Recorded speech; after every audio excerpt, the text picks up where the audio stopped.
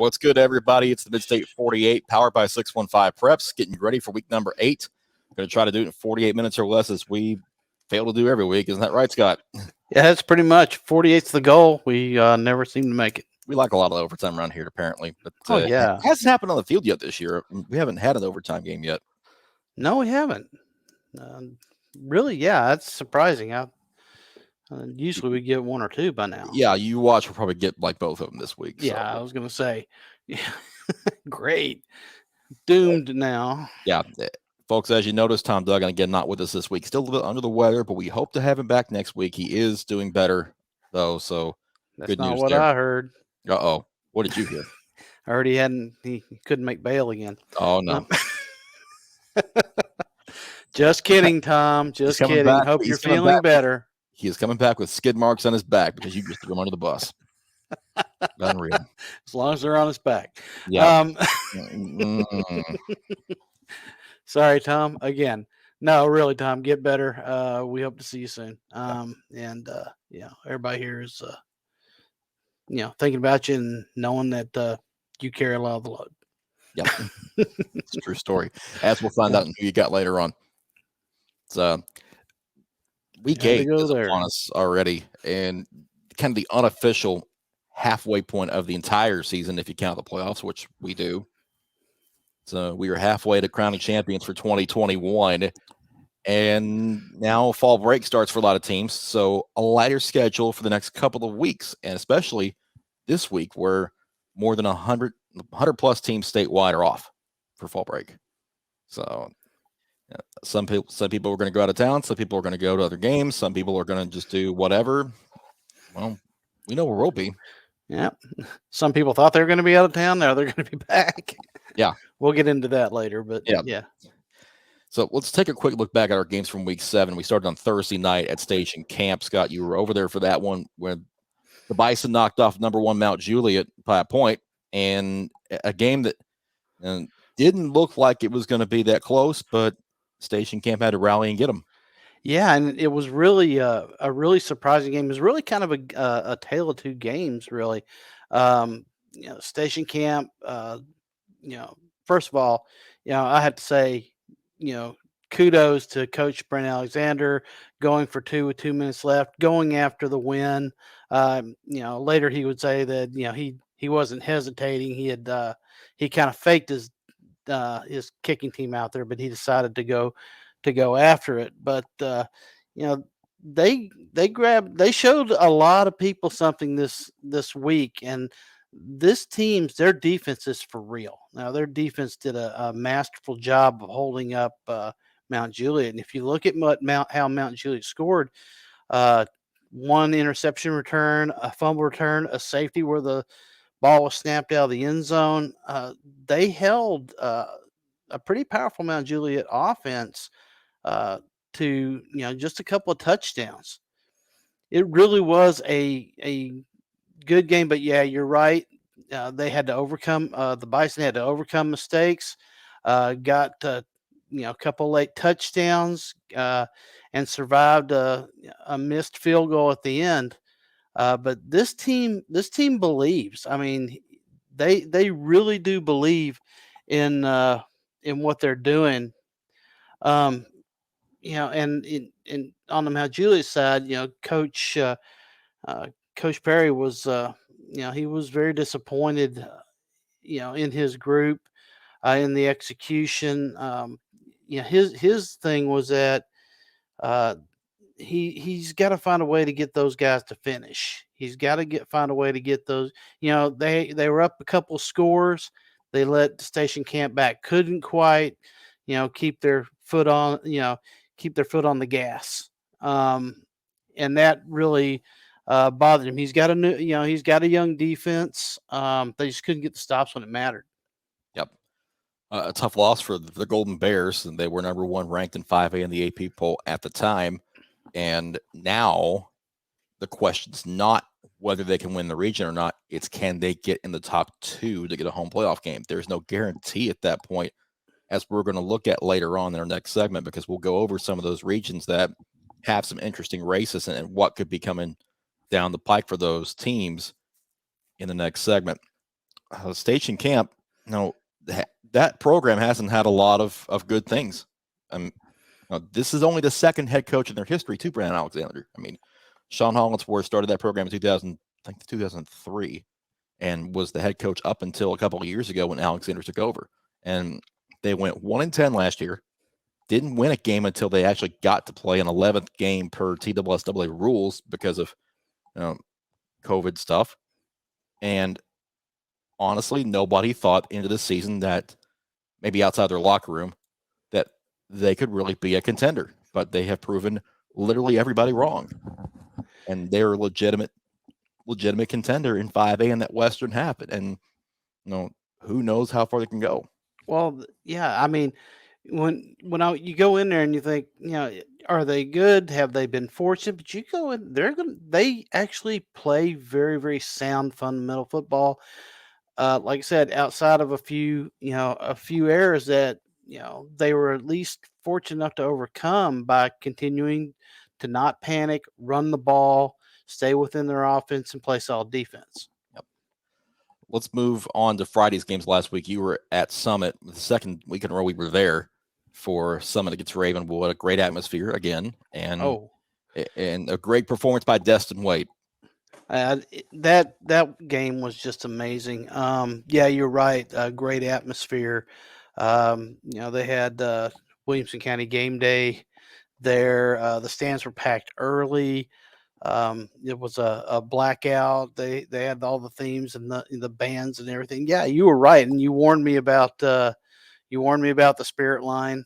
That it basically stretched all the way to halfway to Tullahoma. Now I had it at about 85 yards last week. How far did it stretch for you? It was about that long. It was about that long. All the kids out there. It was a great atmosphere, and the game itself didn't. It was as advertised. It was ping pong at first. I mean, it starts off with an onside kick. Ravenwood recovers, marches it down, and scores. But then, somebody gets the ball back, and Destin Wade takes off on a long run, then finishes it off, and then it just kind of went back and forth, back and forth. Really, the big turn of events in the game came on a pass that was intercepted by Keaton Wade. It was tipped at the line of scrimmage. Keaton Wade was able to come up with it, and that put them up by 2 scores, 29-20. And at that point, their defense could they'd laid back, talking to Brady Pierce. They backed up off the receivers a little bit. They played solid in the defensive backfield.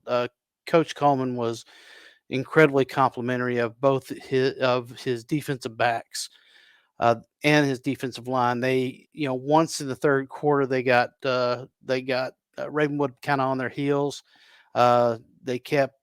They would contain Parson in the pocket, and he'd get out every once in a while for his runs, but they weren't backbreakers.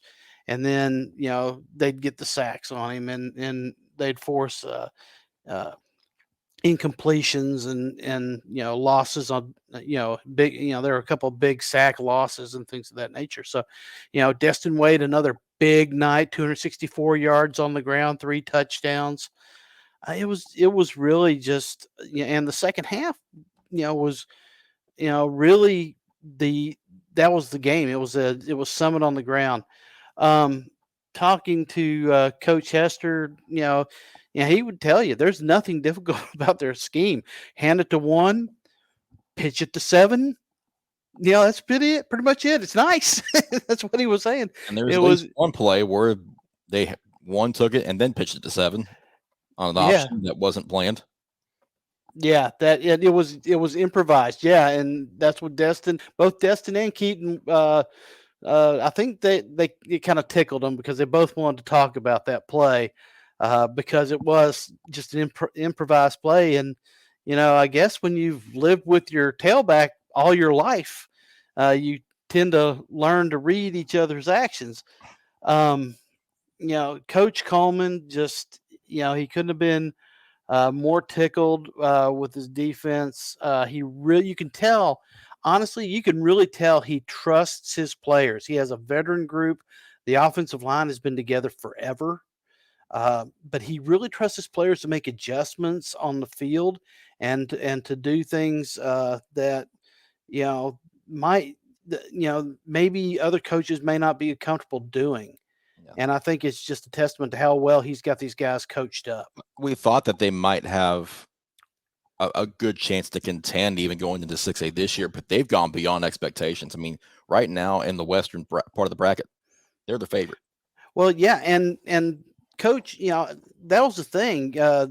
You talk to Brady Pierce, they knew they could play with 6A teams going in. He said that they just need to prove it. They had this game circled on their schedule. They wanted this game. Coach Coleman seems to think that this move to 6A happened at the exact right time, coming off a 5A championship. It just kind of raised the bar. Okay, can you do it at the next level? So it really has become a goal in and of itself, a challenge in and of itself. Yeah, and, it's really the perfect amount of motivation for those kids, especially considering it's a veteran group.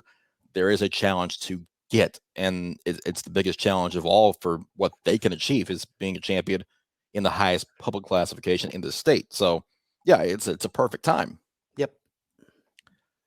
One more game to talk about. I was over at NBA. They played Pope Prep, and this one looked like it was about to get out of hand early. NBA put a couple of touchdowns up on JP2 in the first quarter. They were up 17-0 in the first half, and then Marcel Reed gets hurt. Another good quarterback. Yeah, Reed came out with a shoulder injury in the second quarter, and after that, things really just kind of devolved in the other direction for NBA's offense. They were unable to get much going in the way of offensive production. They did have backup quarterback Colin Kerrigan in there, was able to lead the offense down, but they couldn't punch into the end zone. Only a couple of field goals after Reed went out. So they were hanging on basically because JP2 made a rally in the second half.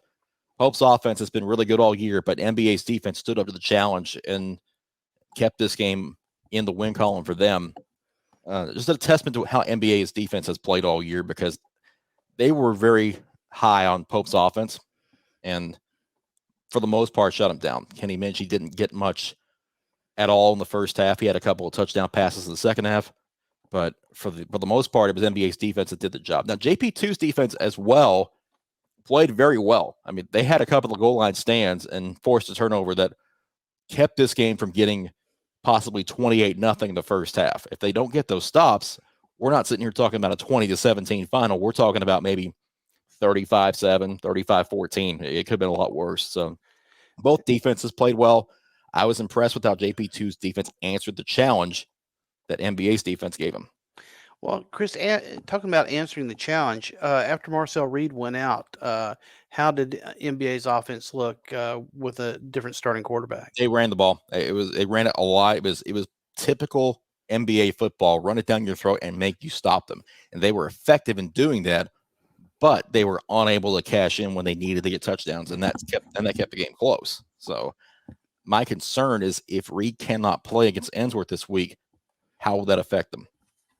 Now, Colin Kerrigan can run the offense, and they're confident in his ability to make the throws, but they didn't need him to do that against JP2. They will need him to do that against Ensworth. So we'll talk about it in who you got, but that's kind of a big point of emphasis this week is will Marcel Reed be able to go? He says he's going to try, but with shoulder injuries, you just never know, especially your throwing shoulder. So we got to take a quick break before we get into the rest of the show. But first, let's hear from our friends at Innovate Medical.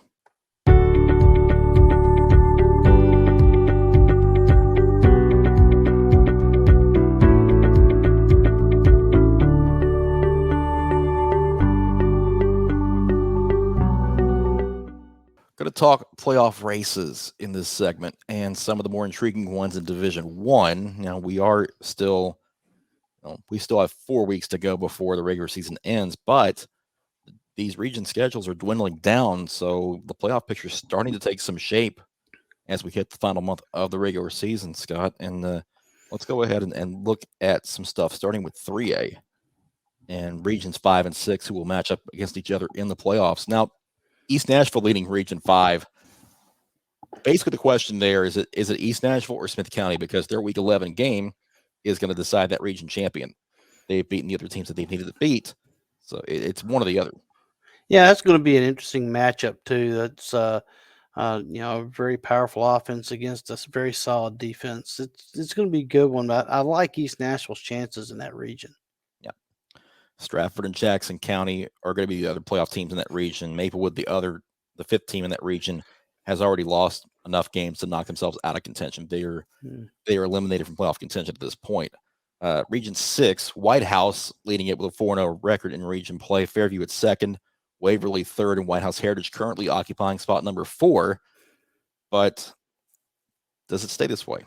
Well, that's a really good question. This was a very, very difficult region to even predict at the beginning of the season. For us, I'm kind of surprised at Fairview just a little bit. But I don't really see anybody. White House seems to put most of the big boys behind them. Although White House Heritage is always a grudge match. Stewart County could be, but just the way they're playing, I just don't know. You look at the games that are left too for White House Heritage. You've got Waverly, Stewart County, and White House. They can still derail White House's plans for winning this region by themselves. Mm-hmm. Yeah, absolutely. And they're really the only team that can do it. Mm-hmm. Yeah, you're right. Now I'm interested to see that Waverly, who winds up in second if Heritage doesn't do that. Yep. That Waverly Fairview game at the end of the season may be a very, very good game. Yeah, looking ahead to the playoffs in this bracket. I mean, it could be a White House East Nashville quarterfinal in 3A. If that's the case, East Nashville would host it. Whoever comes out of Region 5, if it's a Region 5, if there's a Region 5 team in that quarterfinal, they would host it regardless of seed. The way the playoff system works in Tennessee. Right. It's whatever line you're on in the bracket in a given year. And since it's an odd-numbered year, an odd-numbered region would host it. So 2021, Region 5, you do the math. And I was just looking out at it, Chris, and there's a first round matchup possibility of Smith County Waverly that looks really interesting. Yeah. Fairview and Stratford have to go to Fairview at this point if these seeds hold now. Mm-hmm. We still have Stewart County and Cheatham County mathematically alive in Region 6.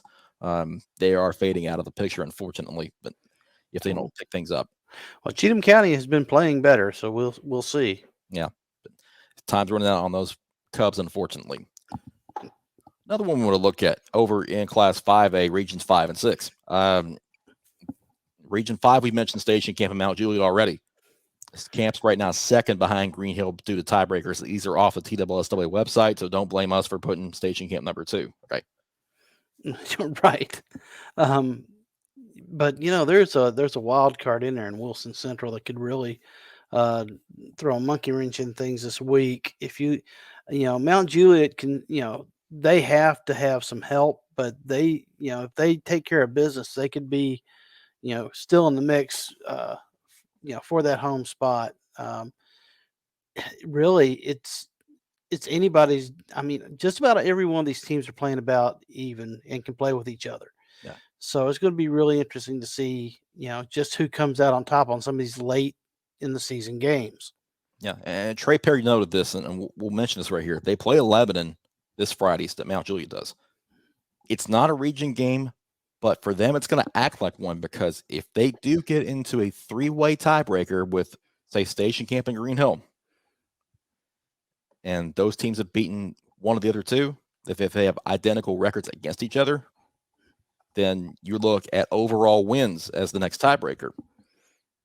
Mount Juliet's going to need every win they can get to stay in pace, because that should be 5-2, not 2-2. I'm sorry about that. Still, the point remains they need every win they can get, region or otherwise. Yeah, and this is the last. This Lebanon game is the last game of a 5-game road trip. So it's going to be a big game, like you said, Yep. For Mount Juliet. Yeah, and big for Hillsboro to get their first region win and their first win of period, honestly, last week against Hunters Lane, because it keeps them in playoff contention for now. They've got to play Wilson Central, they have to play Mount Juliet, and they've still got to play White County. So they have to win all three of those games to even get in the race, but there is a road for them. Yeah, well, that's the thing. Just about everybody except Hunters Lane in this region, has a viable chance. I mean, more so than a lot of other regions. So it's really kind of still a mixed bag. Yeah, and congratulations to Hillsboro head coach Anthony Brown as well, getting his first win as a head coach last week. He's been an assistant for 16 years, takes over that program after Maurice Fitzgerald retires. They've had a tumultuous offseason. They haven't even been in their own stadium in 3 years. They've had a lot to deal with, and they've gotten off to an 0-5 start. To come back and get a win over Hunters Lane, it shows that those kids haven't given up on them. Yeah, I was glad to see that.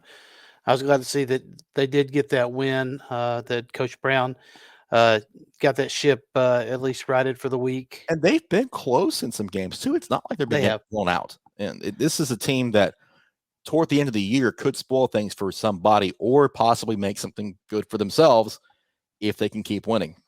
Yeah, they just got to be able to continue to put it together and build. And that's that's the difficulty with a new coach is coming in, and even though he's been an assistant there, it's his team, and players react different ways, and so it's going to be really interesting. A fairly young group too. I mean, that's thing to consider for those guys. So good for Anthony Brown to get his first win, and now they can start building off of it. Switch over Region 6 for a second. Page leads it at 3-0. Columbia and Nolensville tied for second at 2-1. Franklin County currently fourth. Nolensville at Page this Friday is going to decide a lot. If Page wins that game, it's all theirs. Yeah, and I think that we'll get into some of that in who you got, but that is talk about Nolensville and the seasons that they've had, and they've played a tough schedule. They're sitting at 2-5, but 2-1. This is what you play for. It's the region games. Yeah. So as far as the Knights are concerned, they get this, and they have they have an inside track to that first place spot. Yeah, because if they win that game, it creates a 3-way tie at the top, and then you get that overall wins tiebreaker, which Nolensville's not going to get. No, they're going to be out of it at that point, because the best they can do is hope that Columbia loses again. Right. So. But that's still that they're still in this thing. Yeah. So, and I still think that they've just not played their best ball yet. Now, defensively, they've had a lot of trouble giving up a lot of points, but when they do score, I mean, the 2 games that they've won, they've scored a ton of points. That's an offense that is dangerous if they're cornered. So, let's not count them out of the race yet, but they're going to have to step up to another level this week at Page. Yeah, but what they've got to keep their eye on is the fact that getting into the playoffs, playing your best ball, going into the playoffs, that's going to be the important thing. Yep. So if they can get, even if they don't get a home game, if they can get into the playoffs playing their best ball, then they have a real chance on making a run. And even as a 3 seed, they could be a problem for somebody in Region 5. And that number 2 finishing in Region 5 is not going to have an easy game at all. No. So let's go to 6A for just a few moments and talk about those 2 regions, Regions 5 and 6. That'll cross over. Hendersonville in front in Region 5. They've got Rossview and West Creek left for region games. They've already beaten Beach. They've already beaten Galveston. They've already beaten Clarksville. So they are literally 1 win away from clinching this region. It's all in their control. Yeah, and I think that it really is within their grasp, pending a horrendous misstep somewhere. Hendersonville, I think they're playing really well right now. Beach, Beach has played a lot of tough you look at the teams that Beach has lost to, yeah. They're no slackers. So, and one of them's Hendersonville. Right. These teams are going to see each other again. Now, I think somewhere down the line, these teams are going to see each other again, and it's going to be a tough. It's tough to beat any team twice. Yeah, and I think it's a very good chance that we see a tighter game than we did the first time. Mm-hmm. The other two teams, Gallatin's starting to come back a little bit. They're starting to put some stuff together, but they got Beach still out there, so that's going to be a litmus test for them of how well they're doing.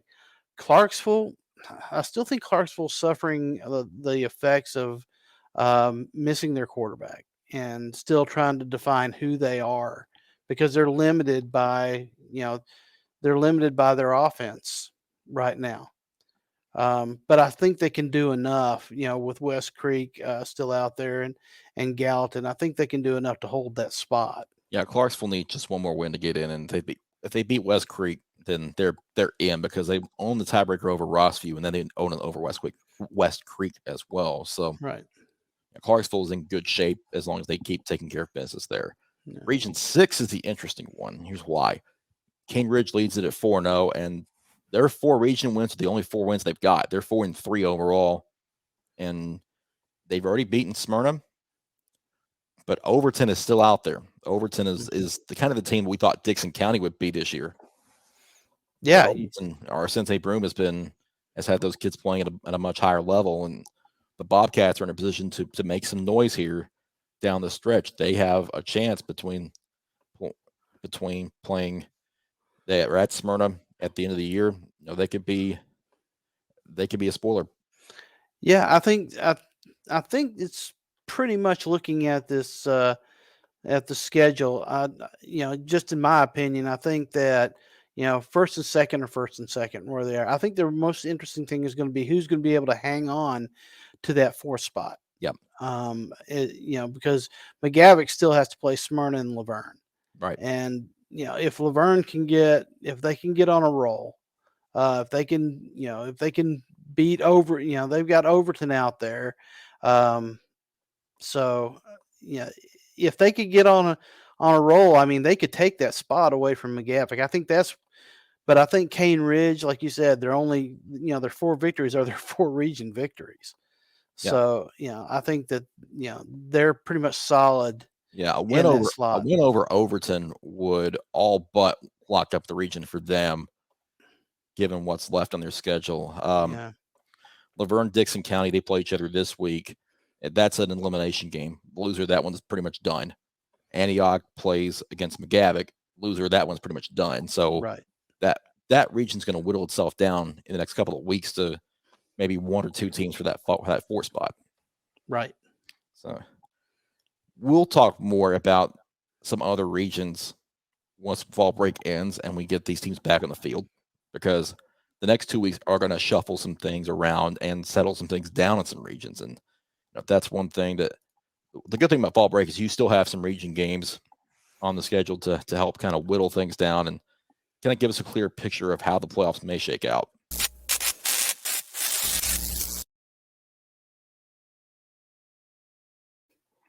Scott, I see you have the star of the show. Yep, here he is. There is Reggie. He is not just a video star. He's actually a live tap. Yep. So he actually makes his picks. See? Can you say hi, Reg? Hi, Reg. Bye, Reg. Yep. We'll show Reggie's pick on the Mount Juliet Lebanon game. Did he scratch you? No. Okay. Well, like I said, he's nothing but a bunch of razor blades and fur. Well, all right. Let's take a look at the board from last week and the standings. Do we have to? Yes, we do.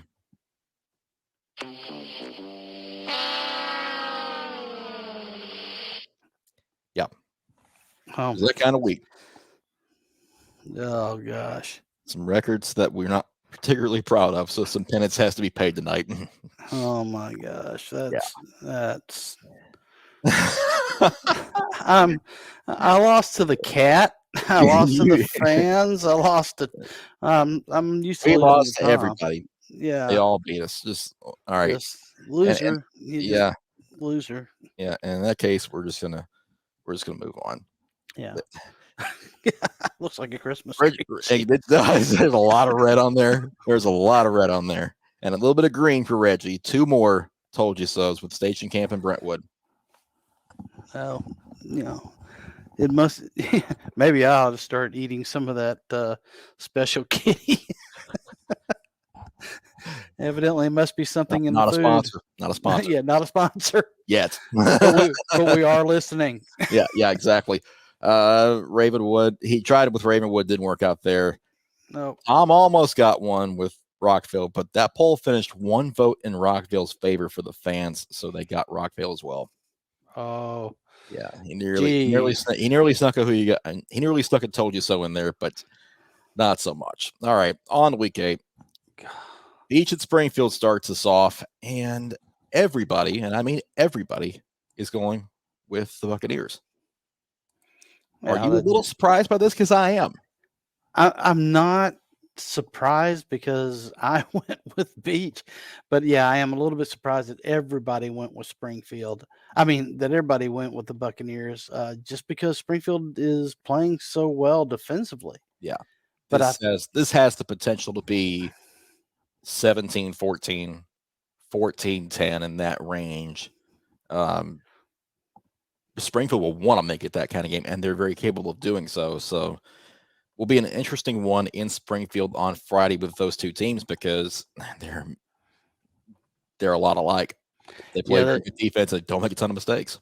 Yeah, I mean, if they're, it's really going to be interesting. I'm wondering if the team that throws the ball better doesn't win here or doesn't lose here.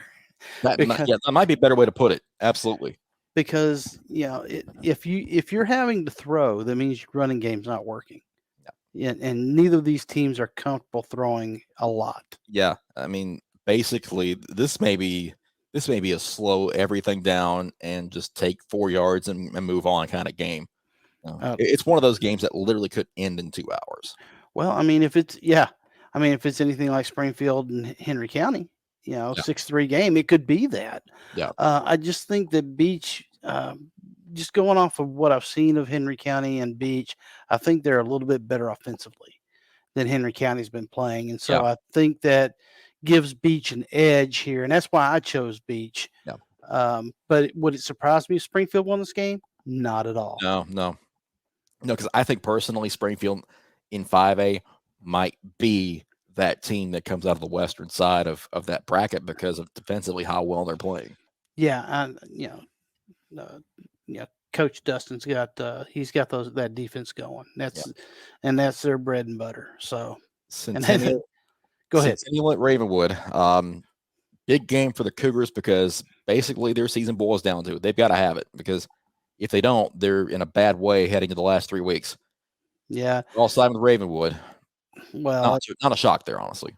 No, and it's I believe homecoming week for Ravenwood, but my understanding is that after the game at Summit, Coach Hester wanted them to put all thoughts of homecoming activities out of their mind, and go in there and work this week. And poor Centennial's being offered up as as a sacrificial lamb here. That being said, Centennial could come in there and just smack him in the mouth too. Yeah.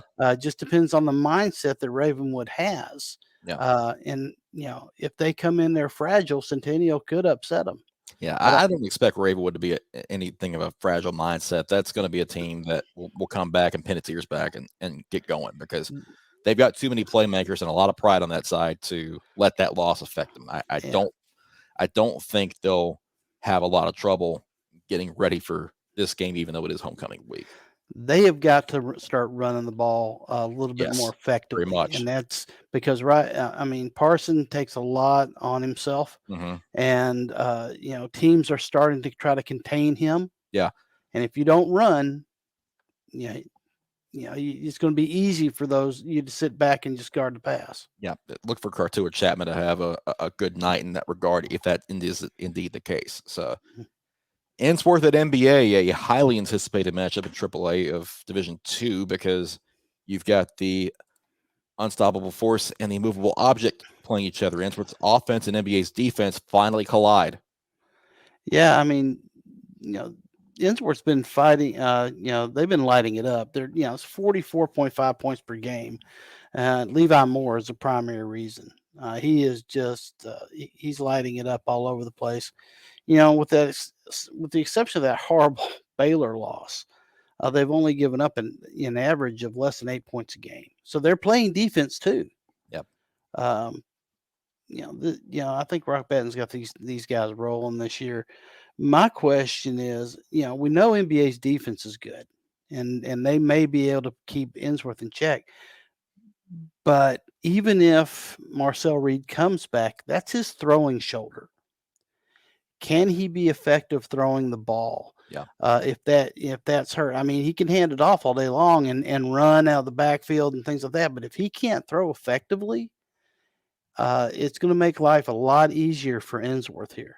Yeah, for sure. And I am concerned about that injury and whether it can affect that offense or not. I don't. Ainsworth can get you into a shootout if you're not very careful, and NBA won't win a shootout against this team. I don't think. So I think that if they get into the high 20s, it's not going to be great for NBA. But I wouldn't be shocked if they win this game either. But I did side with Ainsworth as well as you and Reggie and Drake and Tom took NBA in this one. We're split on it for obvious reasons. So, sure. But it's that kind of game that either side could come out of here with a big win and have a lot of confidence going the rest of the year. One of these Thursday nighters, Cane Ridge at Overton, and we all took Cane Ridge here. But when we mentioned our Sensei Broom's job getting Overton on the right track this year, it's always been very good. And Eddie Woods at Cane Ridge has gotten that group going after a slow start. So, Cane Ridge, everybody's pick. Does Overton have a shot at winning this one, getting an upset? Well, that they have a shot. I mean, that's why they play the game. But the great thing about what Coach Broom has done is that they've won the games they're supposed to win. They haven't fallen, stumbled, and lost a game that they shouldn't. What they don't have yet is a signature win, against a team that they shouldn't beat, or that on paper they shouldn't beat. This could be that game. The two best teams on their schedule beat them pretty soundly. So I think they'd have to play a perfect game in order to win this. When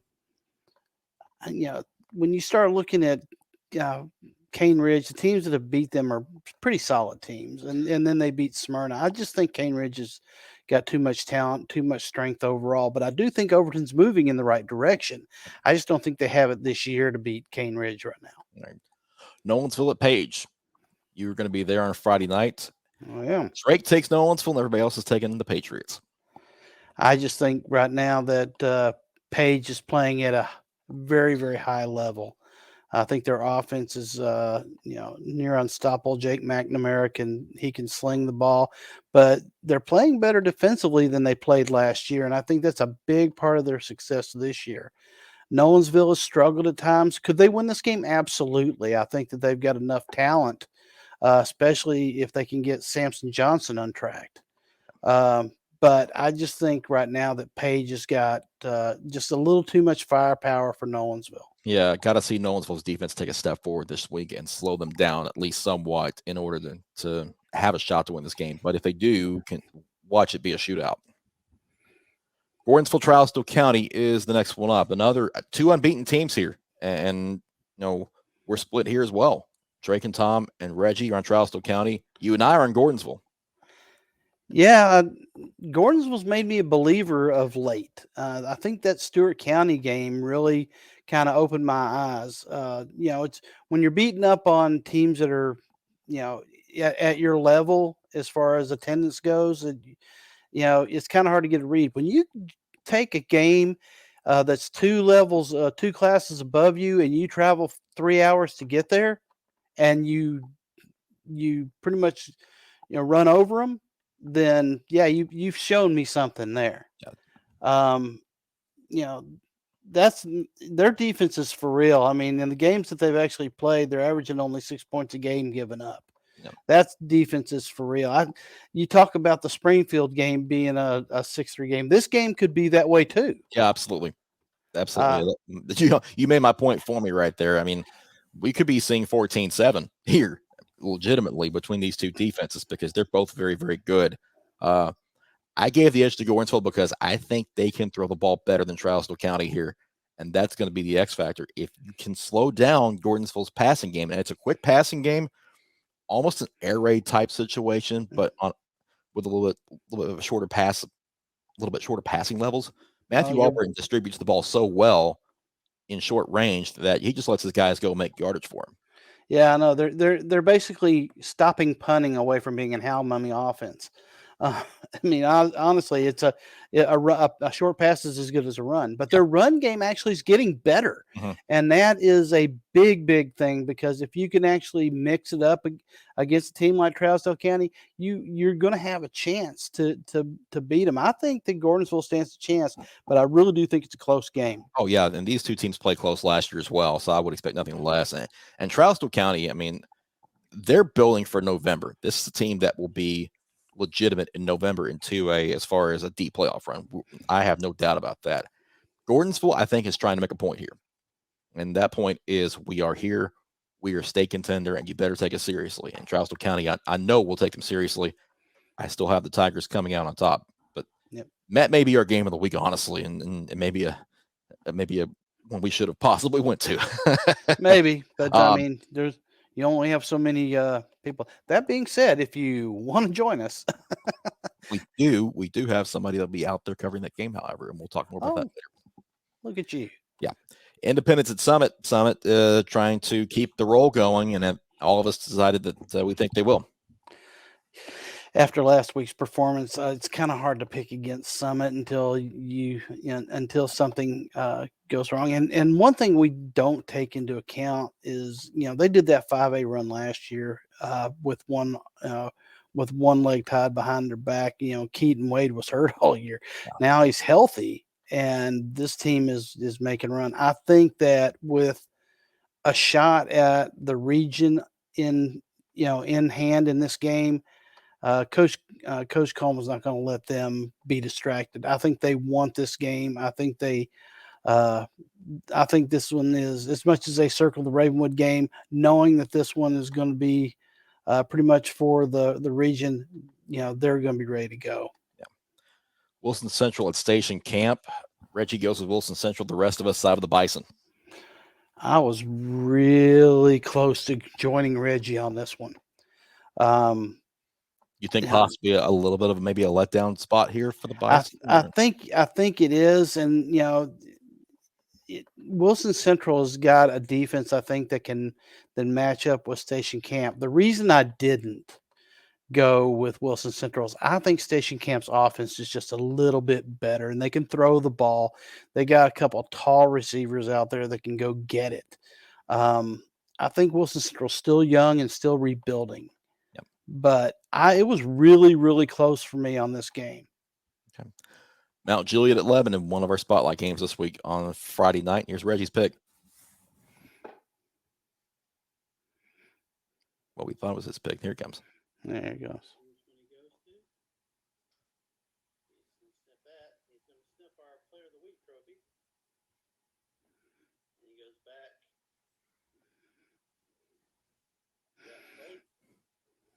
Check out the other one.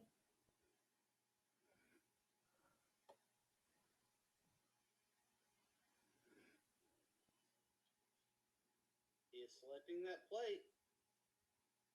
He's selecting the plate, but he's getting rid of the sausage. Reggie has chosen the Lebanon Blue Devils.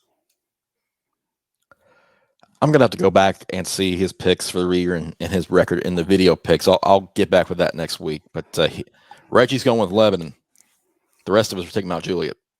Yeah. After last week's game and listen to Trey Perry, I think that he's going to go back to the drawing board with his guys. Offensively, they are struggling. or they definitely did against Station Camp. But their defense played very, very well and actually was able to score. I think it's an anomaly. And Lebanon wants this game. Lebanon asked for this game. Literally, all the voters asked for this game, did they not?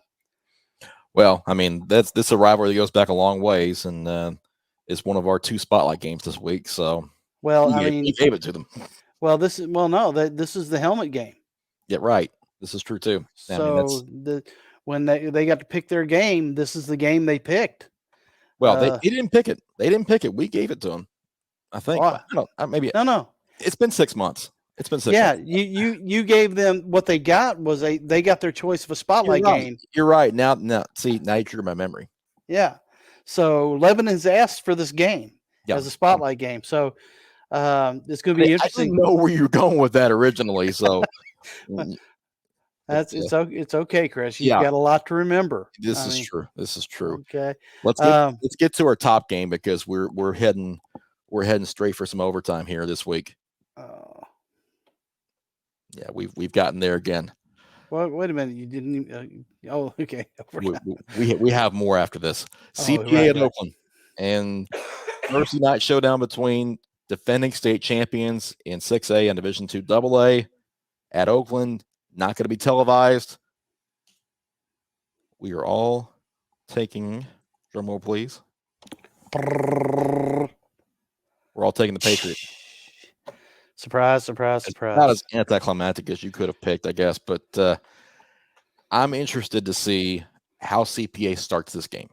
And that's going to tell a lot about how it's going to go for me because they're going to come in hyped for this game.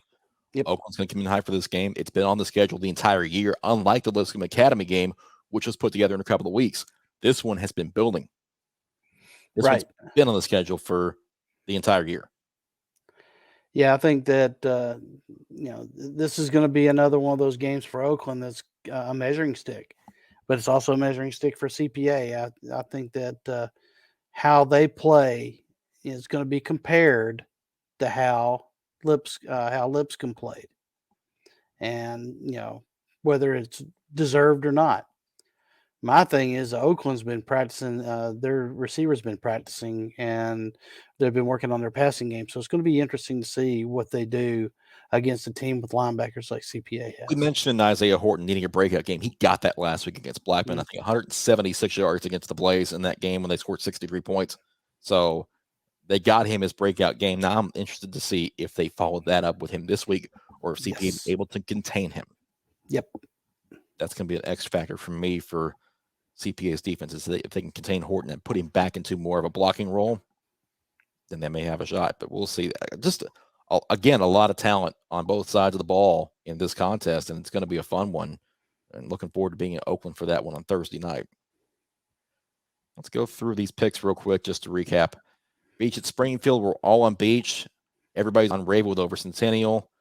We're split on NBA and Ensworth. Drake and Tom with NBA. The rest with Ensworth. We all have Cambridge over Overton. Drake is taking Nolensville over Page. The rest of us have the Patriots. You and I are on Gordonsville. The rest are on Trousdale County. All 5 of us took Summit over Independence.